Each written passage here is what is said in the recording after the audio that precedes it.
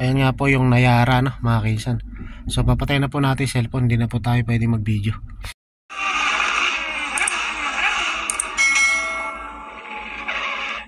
Morning mga kaisan.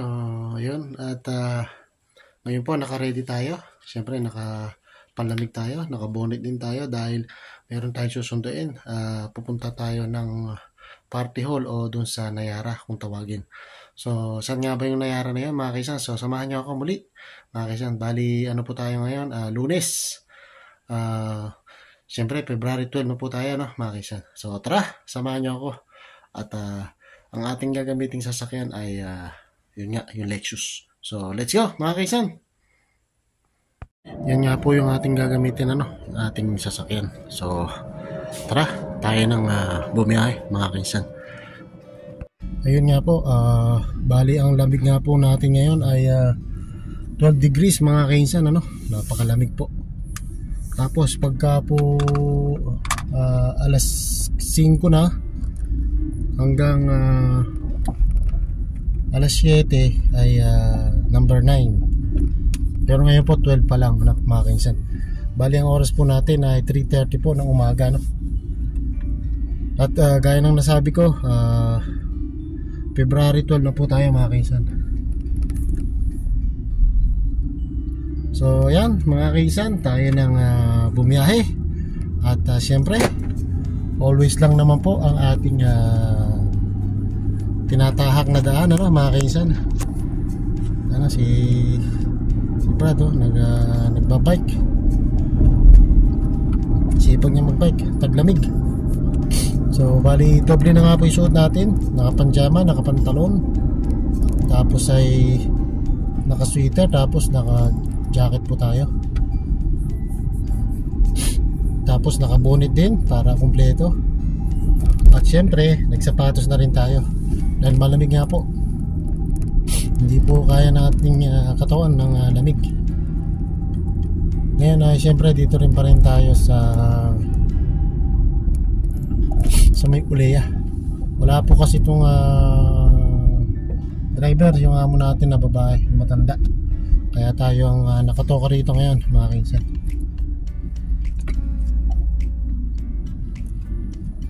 So medyo tanghali naman tayong gigising bukas, kaya okay lang yan mga kaisan. Babawi na lang tayo doon sa ating puyat mamaya. Nakatulog na rin tayo kahit isang oras, kaya lang mamaya kasi pagka nasobrahan tayo ng tulog, hindi naman tayo makatulog mamaya pag uwi natin. Kaya yung tamang lang, konting tulog lang mga kaisan. So saan nga ba yung Nayara na yun? Ayan, dito tayo sa may Al-Aruba dadaan. Kakaliwa tayo, tapos dire-diretso na po yun. Malalaman nyo mamaya kung saan yung ating pupuntahan mga kaisan. So stop muna tayo dito sa stoplight mga kaisan.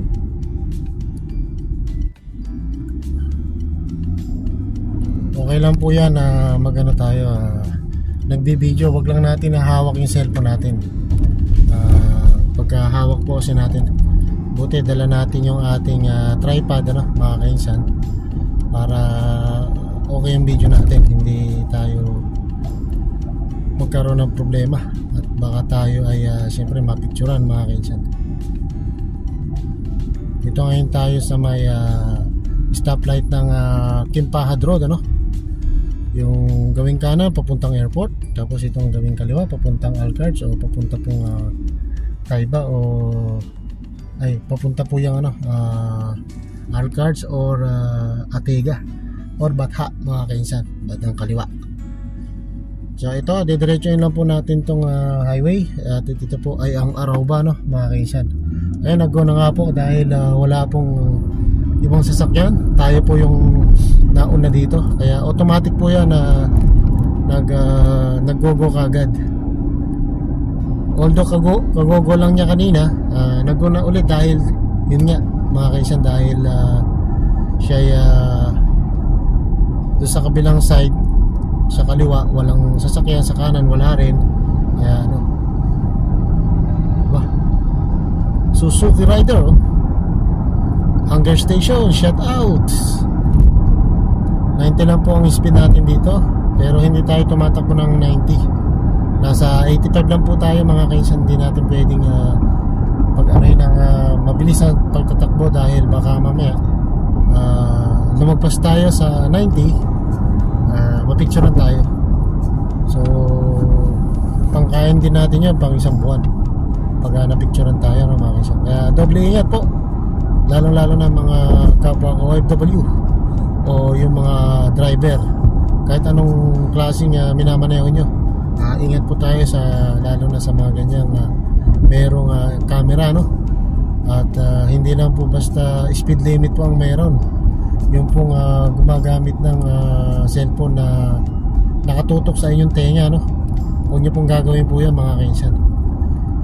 Kung meron man po kayong sasagutin na tawag, i-loudspeaker nyo lang po ang inyong cellphone, o kaya gumamit po kayo ng headset o kaya ng earbud or earphone. Gumamit po kayo nyo para hindi kayo masakali sasagot kayo ng cellphone nyo, no, mga kaisan. Yan, dito po sa kaliwa natin ay meron po ritong Hyper Panda, no? Meron po yung chicken, ano, Albaik. Sa bandang kaliwa rin po na yan, katabi lang po ng Hyper Panda dito sa Al Aruba. Ngayon dito po tayo, exit na po tayo rito sa may service road, dahil ito po yung direksyon na papuntang Nayara Party Hall. Doon tayo pupunta mga kaisan.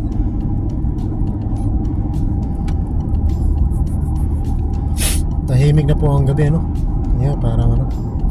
Pero dito hindi naman po dito delikado. Siyempre delikado pa rin para sa ibang tao, lalong-lalo na kung may naglalakad na babae. Delikado po yan, dahil uso rin po rito minsan yung kidnap. Okay lang sana kung gasahin lang, kung sama papatayin ka pa, dadaling ka sa disyerto. Kaya yun po, ingat po yung mga kababayan dito. Pero sa ganitong sitwasyon, sa ganitong oras, wala na pong naglalakad na tao dyan, kahit po babae o kahit lalaki pa rin.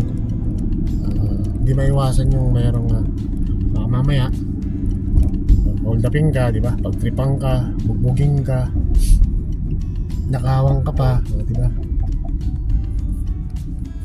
So makikita nyo nga po yung ano, sana nga mabidyohan natin, ano? Baka sakali natin makuhanan yun. Tapos i-miss call na lang yung amo natin doon sa loob.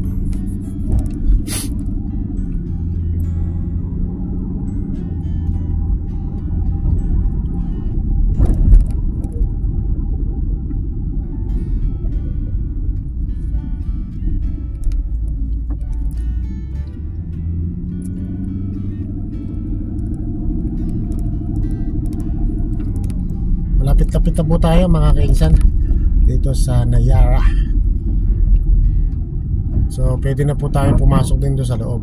Baka sakali pong patapos na po yung party nila, doon na po tayo maghihintay sa loob. Sana makuhanan din natin tong video. Kaya lang baka naman tayo ay pagalitan dito, no mga kainsan. Pagka napatay na lang din natin yung cellphone.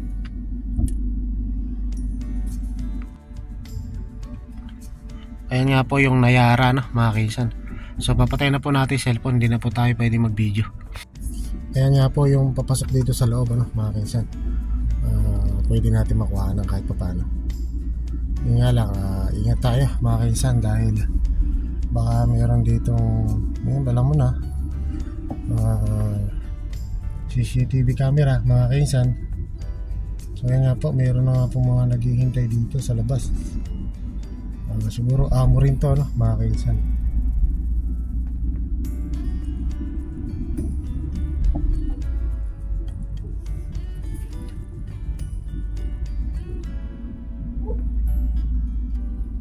Dahan-dahan pong isa na to. Ang bagal po niya mga kaisan.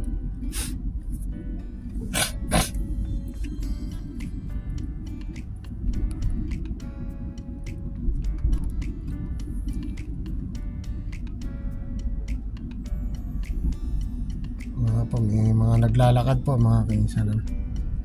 Mga lalaki.